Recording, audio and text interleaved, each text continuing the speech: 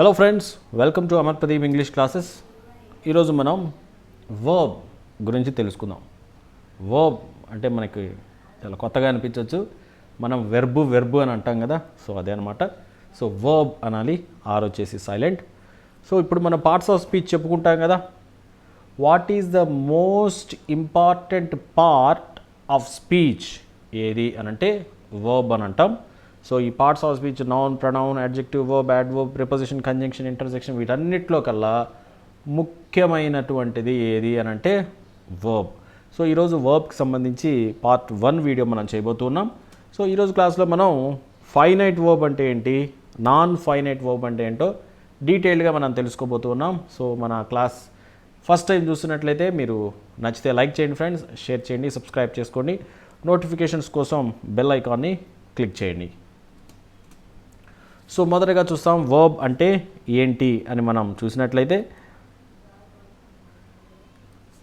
A verb is a word that indicates action or a state of being or condition.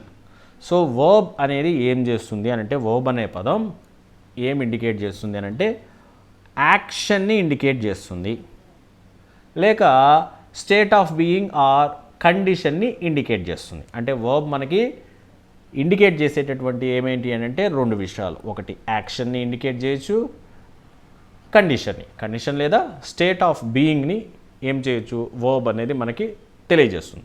So ఈ verb అనేది the most important part of speech అన్నమాట. Parts of స్పీచ్లో most important part ఏది అని అంటే verb. So ఇంకా మనం చూసినట్లయితే ఇక్కడ మీరు చూస్తున్నారు రవి ప్లేస్ క్రికెట్ అని అన్నాను. సో ఇక్కడ మీరు చూసినట్లయితే ప్లేస్. సో ప్లేస్ అనేది ఏం చేస్తుంది అని అంటే యాక్షన్ని ఇండికేట్ చేస్తుంది. ఏంటి ఆ యాక్షన్ అంటే రవి అనే సబ్జెక్ట్ క్రికెట్ని ఆడుతున్నాడు. ఓకేనా. సో ప్లేస్ అనేది ఏ వర్బ్ అంటే యాక్షన్ని ఇండికేట్ చేస్తున్నటువంటి వర్బ్. సో ఈ వర్బ్ అనేది 2 పనులు చేస్తుందని చెప్పుకున్నాం కదా.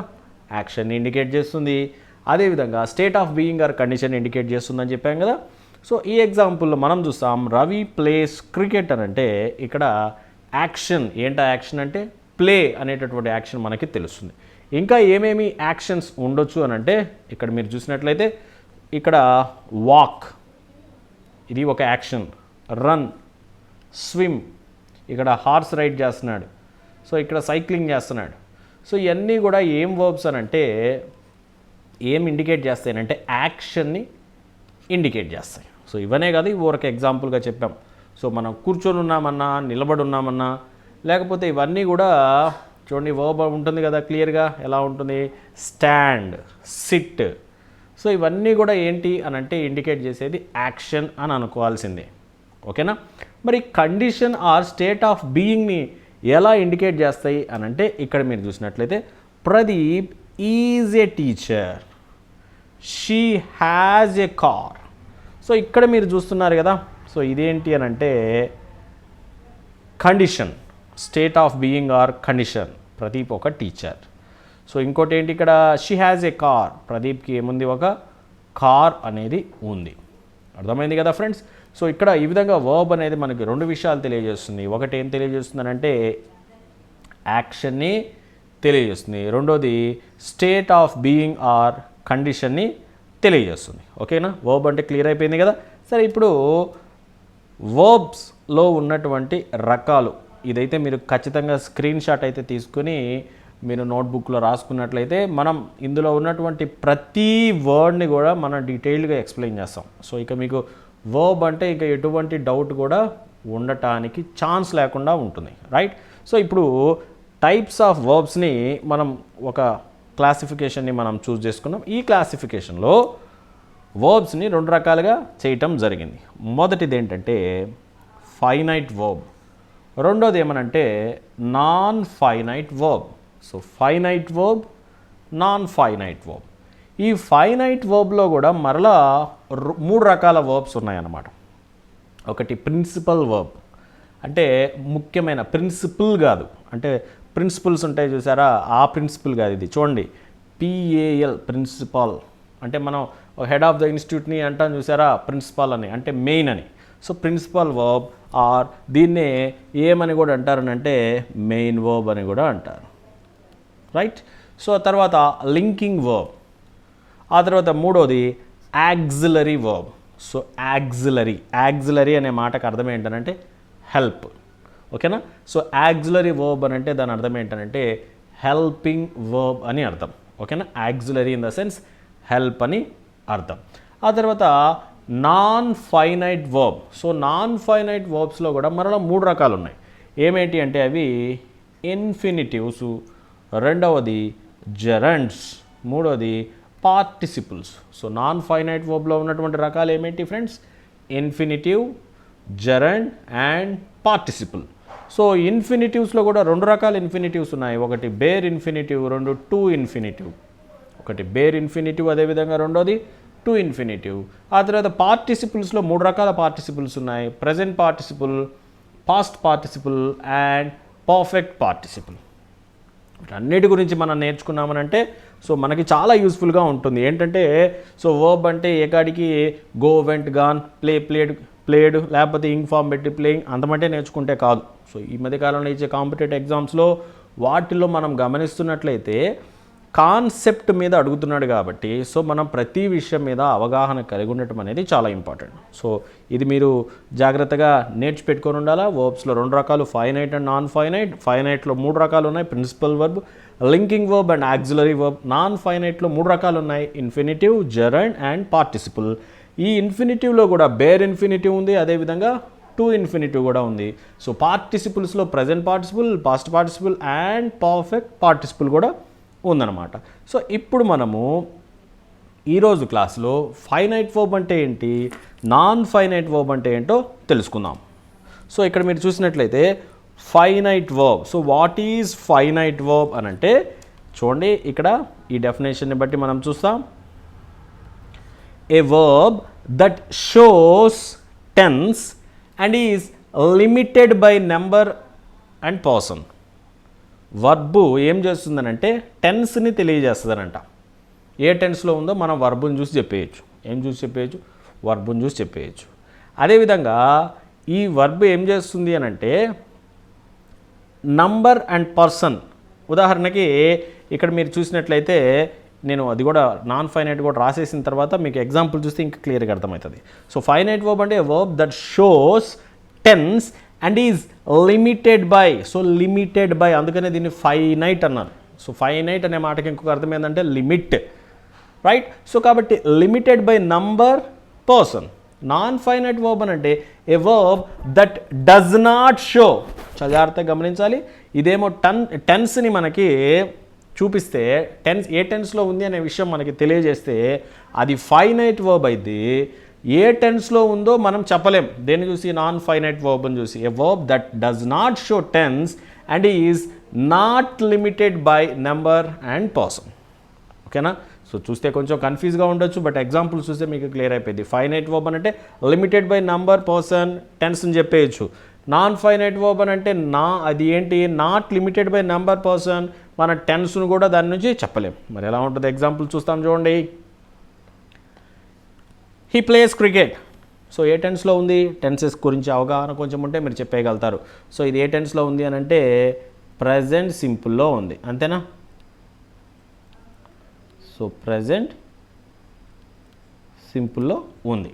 సో ప్రజెంట్ సింపుల్లో ఉందని ఎలా చెప్పగలిగారు? ప్లేస్ అనే దాన్ని చూసి చెప్పగలిగారు. చూడండి, a verb that shows tense. So plays అనేది ఏం చేసింది? టెన్స్ అని చెప్పింది కదా. అండ్ ఇంకోటి and is limited by number and person. So ఇక్కడ హీ ఉంది కాబట్టి ప్లేస్ అని ఉంది. ఐ అయ్యేసరికి గమనించాలి, హీ అయితే ప్లేస్ అయింది, ఐ అయితే ప్లే అయింది. అవునా? సో ఏంటిది? పర్సన్ని బట్టి మారింది. So he third person singular number అయ్యేసరికి ప్లేస్. సో ఫస్ట్ పర్సన్ అయ్యేసరికి ఆ ఎస్ పోయి జస్ట్ ప్లే అయింది. అంటే దేన్ని బట్టి మారుతుంది? పర్సన్ని బట్టి మారుతుంది. అవునా? సో అట్లానే మనం ఏం చెప్పొచ్చు? నంబర్ అది ఎలానో చూస్తాం. ఇక్కడ చూడండి, I am a teacher. So yam చూసి మనం ప్రజెంట్ సింపుల్ అని చెప్పేయచ్చు. ఐ ఉంది కాబట్టి ఏమొచ్చింది, యామ్ వచ్చింది. ఇదే ప్రజెంట్ సింపుల్, దీన్నే మనం సబ్జెక్ట్ హీ అనుకోండి. సబ్జెక్ట్ హీ అయితే యామ్ కాస్త ఏమైంది, ఈజ్ అయింది, అవునా. సబ్జెక్ట్ దే అయితే ఏమొచ్చింది చూడండి, ఆర్ వచ్చింది. అంటే సింగులర్ అయితే ఒకటి, ప్లూరల్ అయితే ఒకటి, అంటే నెంబర్ని బట్టి మారిందనే కదా. సో ఇక్కడ దే అనేది ప్లూరల్ కాబట్టి ఏమొచ్చింది, ఆర్ వచ్చింది, అవును కదా. సో కాబట్టి నెంబర్ని బట్టి మారుతుంది. అదేవిధంగా పర్సన్, ఫస్ట్ పర్సన్ అయితే ఒక రకం, సెకండ్ పర్సన్ అయితే ఒక రకం. ఇక్కడ ఐ అయ్యేసరికి యామ్ వచ్చింది, హీ అయ్యేసరికి ఈజ్ వచ్చింది. ఇక్కడ కూడా చూడండి ప్లేస్ వచ్చింది, ప్లే వచ్చింది. ఇక్కడ కూడా చూడండి Pradeep played cricket. So Pradeep played cricket. ఈ ప్లేడ్ అనే దాన్ని చూసి మనం ఏం చెప్పొచ్చు అని అంటే ఇది పాస్ట్ సింపుల్లో ఉంది అని మనం చెప్పొచ్చు. సో ఏం చెప్పొచ్చు, పాస్ట్ సింపుల్లో ఉంది అని చెప్పొచ్చు. ఈ పాస్ట్ సింపుల్లో ఉందని చెప్పగలిగాం దేన్ని బట్టి, ప్లేడ్ అనే వర్బ్ను బట్టి. సో టెన్స్ని చెప్పగలిగాం కాబట్టి ఇది కూడా ఏంటి, ఫైనైట్ వర్బ్. సో ఫైనల్గా మనం రెండు విషయాలు తెలుసుకోవచ్చు. ఫైనైట్ వర్బ్ ఉంది అని అంటే రెండు టెన్సులు ఉంటాయి. ఏమేంటి ఆ టెన్సులు అని అంటే present simple and past simple, ఇవే. ఇక మిగతా ఏ టెన్స్ అన్నా చూసుకోండి, అక్కడ మనం ఏదో ఒక హెల్పింగ్ వర్బ్ చూస్తాం, అవన్నీ కూడా చూస్తాం. ఓకేనా, చాలా జాగ్రత్తగా గమనించాలి. అర్థమైంది కదా. సో ఫైనైట్ వర్బ్ అని అంటే ఏం తెలియజేస్తుంది అంటే మూడు విషయాలు గుర్తుపెట్టుకోవాలి, టెన్సు, నెంబరు, పర్సన్. సో టెన్స్ని తెలియజేస్తుంది, అంటే వాక్యాన్ని చూసి మనం పలానా టెన్స్లో ఉందని చెప్పగలగాలి. దేన్ని బట్టి చెప్పగలిగాం చూడండి ఇక్కడ. సో వీటిని బట్టి యామ్, ఈజ్, ఆర్, అవునా, వీటిని బట్టి చెప్పగలిగామా. సో కాబట్టి ఇక్కడ కూడా చూసినట్లయితే సింగిల్ ఒకటే ఉండాలి. సో ఒకటే అయి ఉండాలి, సింగిల్ వర్డ్ అయి ఉండాలి, సింగిల్ వర్డ్ అయి ఉండాలా. దాన్ని చూసి మనము టెన్స్ని చెప్పగలగాల. అది ఏం చేస్తుందంటే ఆ వర్బు సబ్జెక్ట్ యొక్క నంబరు, పర్సన్ని బట్టి చేంజ్ అనేది అవుతూ ఉంటుంది. దాన్ని ఫైనైట్ వర్బ్ అంటారు. ఓకేనా. సో ఇప్పుడు నాన్ ఫైనైట్ వర్బ్ అంటే ఏంటో చూస్తాం. I like to play cricket. So ఇది ఏ టెన్స్లో ఉందండి, ప్రజెంట్ సింపుల్లో ఉంది. దేన్ని బట్టి చెప్పాము, లైక్ని బట్టి చెప్పాము. కాబట్టి లైక్ అనేది ఫైనైట్ వర్బ్ అవుతుంది. అయితే ఇక్కడ మీరు ప్లే అనే దాన్ని చూస్తున్నారు, ప్లే అనేది కూడా వర్బేగా. మరి ఈ ప్లే అనే దాన్ని బట్టి మనం టెన్స్ని చెప్పలేం. సో ఇక్కడ మీరు చూసినట్లయితే to play. So to play అనేది ఏమవుతుందనంటే నాన్ ఫైనైట్ వర్బ్ అవుతుంది. సో ఇది PLAY ప్లే అని ఉంది అని చెప్పి మనం ఇది ప్రజెంట్ సింపుల్ అని డిసైడ్ చేయాలి. మనం దేన్ని బట్టి డిసైడ్ చేసామంటే సో దీన్ని బట్టి డిసైడ్ చేసాం. ఇక్కడ టు ప్లే అనేది ఏం చేయటం లేదు, చాలా జాగ్రత్తగా గమనించాలి, అది టెన్స్ని చూపించటం లేదు. ఒకవేళ ఇక్కడ I like to play cricket అని ఉంది కదా, సబ్జెక్ట్ని మారుస్తా. సబ్జెక్ట్ని మారిస్తే అప్పుడు ఏమవుతుంది చూడండి, హీ లైక్ కాస్త ఏమవుతుంది, లైక్స్ టు ప్లే క్రికెట్. అంతేనా, he likes to play cricket అయింది. అంటే లైక్ అనేది ఫైనైట్ వర్బ్ కాబట్టి ఈ లైక్ అనేది లైక్స్ లాగా మారింది. లైక్ అనేది ఏమైంది, లైక్స్ లాగా మారింది. అయితే ఇక్కడ టూ ప్లేనే, ఇక్కడ టూ ప్లేనే. అంటే ఏంటి, ఈ పర్సన్ని బట్టి నంబర్ని బట్టి కూడా మారదు. ఈ టూ ప్లే అనేది ఎప్పుడు కూడా ఇక్కడ ఏ టెన్స్ అన్నా ఉండనివ్వండి, ఇక్కడ సింపుల్ పాస్ట్లో అయినా ఉండనివ్వండి, అది టూ ప్లే అంతే. So non finite verb. ఇంకా మనం చూసినట్లయితే smoking is injurious to health. So smoking అని అంటే దీన్ని చూసినామంటే ఇదేందో వర్బ్కి ఇన్ఫామ్ వచ్చింది అని చెప్పి ఈ స్మోకింగ్ని చూసి మనం ఇదేది కంటిన్యూస్ టెన్స్ అని అనుకునేదానికి లేదు. ఈ స్మోకింగ్ని చూసి కంటిన్యూస్ టెన్స్ అని అనుకునేదానికి లేదు. ఇది వర్బ్ యొక్క రూపమే, వర్బ్ యొక్క రూపమే. అయితే ఇది టెన్స్ని ఇండికేట్ చేయదు. ఇది ఏ టెన్స్లో ఉంది అని అంటే మనం ఎవరిని చూసి చెప్తాం, ఈజ్ని చూసి చెప్తాం. ఈజ్ అనేది ఫైనైట్ వర్బ్, కానీ ఇక్కడ స్మోకింగ్ అనేది ఫైనైట్ వర్బ్ కాదు. ఎందుకంటే దీన్ని చూసి మనము టెన్స్ని చెప్పలేం. సో దీన్ని ఏమని అంటారంటే ఇది సబ్జెక్ట్ పనిచేస్తుంది ఇక్కడ. సో దీన్ని జరండ్ అని అంటారు. మనం అన్నిటి గురించి డీటెయిల్గా చెప్పేటప్పుడు చూస్తాం. ఓకేనా. ఆ తర్వాత I saw A broken chair. So I saw A broken chair. మీరు కానీ గమనించినట్లయితే బ్రోకెన్ చైర్. సో బ్రోకెన్ అనగానే మీరు ఏమనుకుంటారు, వర్బ్ 3. అవునా, వర్బ్ 3. అసలు నిజానికి ఈ బ్రోకెన్ ఉంది కదా, వర్బ్ 3 ఉందంటే అది పర్ఫెక్ట్ టెన్స్లో ఉండేది కదా అని బ్రోకెన్ని చూసి మనం టెన్స్ని చెప్పలేం. సో ఇక్కడ మనం దేన్ని చూసి టెన్స్ని చెప్తాం, సా అనే దాన్ని చూసి టెన్స్ని చెప్తాం. సో సా అనే దాన్ని చూసి పాస్ట్ సింపుల్ అంటాం, కానీ ఈ బ్రోకెన్ అనేది మనకి టెన్స్ని ఇండికేట్ చెయ్యదు. ఇక్కడ ఐ సాయ బ్రోకెన్ చైర్ అంటాం. ఐ బదులు హీ అన్నాను అనుకోండి, హీ సాయ బ్రోకెన్ చైర్ అంటాను. అంటే హీ అయినా కూడా ఈ బ్రోకెన్ చైర్లో మార్పు అనేది రాదు. సో ఇక్కడ బ్రోకెన్ అనేది వర్బ్ ఫామే. అయితే ఏం వర్బ్ అని అంటే నాన్ ఫైనైట్ వర్బ్, అంటే ఇది టెన్స్ని షో చేసేటటువంటిది కాదు. తర్వాత వి వాచ్డ్ హిమ్ ప్లేయింగ్ క్రికెట్. ఇందులో ఇది ఏ టెన్స్లో ఉంది అని అంటే సింపుల్ పాస్ట్ అని అంటారు. దేన్ని బట్టి చెప్తాం సింపుల్ పాస్ట్ అని? వాచ్డ్ని చూసి సింపుల్ పాస్ట్ అని అంటాం, అంతే కదా. మరి ఇక్కడ ప్లేయింగ్ అని ఉంది చూసారా. సో ఈ ప్లేయింగ్ అనేది టెన్స్ని ఇండికేట్ చేసేది కాదు. మరి అది వర్బ్ ఫామే కదా. సో వర్బ్ ఫామ్ అయినప్పటికీ అది ఏం చేయటం లేదు, టెన్స్ని ఇండికేట్ చేయటం లేదు. సో కాబట్టి దీన్ని ఏమని అంటారంటే నాన్ ఫైనైట్ వర్బ్ అని అంటారు. సో గుర్తుపెట్టుకోవాలి friends, finite verb non finite verb అని అంటే ఫైనైట్ వర్బ్ అనేది ఏం చేస్తుంది, టెన్స్ని ఇండికేట్ చేస్తుంది. టెన్స్ ఇది పలానా టెన్స్లో ఉంది అనేది తెలియజేస్తుంది. అర్థమవుతుందా? ఇది పలానా టెన్స్లో ఉంది అనే విషయాన్ని తెలియజేస్తుంది.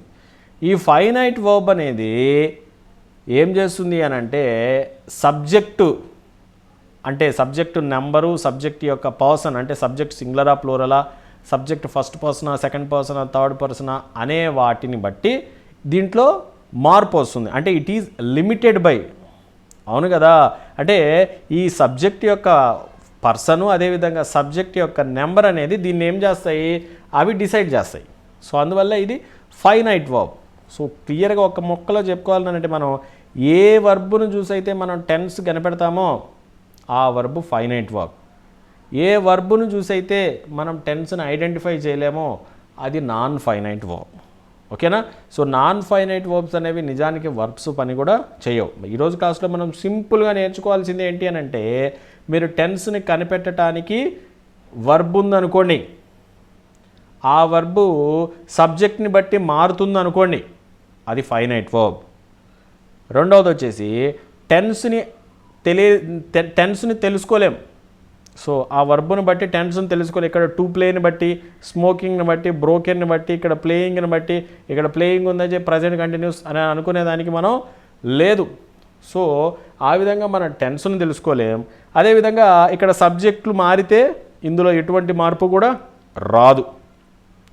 వాటిని ఏమని అంటారంటే నాన్ ఫైనైట్ వర్బ్స్ అని అంటారు. So verb, finite verb, non finite verb. So next క్లాస్లో ఫైనైట్ వర్బ్స్లో ఉండే రకాల గురించి, అదేవిధంగా నాన్ ఫైనైట్ వర్బ్స్లో ఉండే రకాల గురించి కూడా మనం క్లాసెస్ తీసుకుంటాం. సో మన ఛానల్ ఫస్ట్ టైం చూసినట్లయితే నచ్చితే లైక్ చేయండి ఫ్రెండ్స్, షేర్ చేయండి, సబ్స్క్రైబ్ చేసుకోండి. సో మీకు ఏదైనా డౌట్స్ వస్తే ఖచ్చితంగా కామెంట్లో తెలియచేయండి. That's all for today friends. Thank you.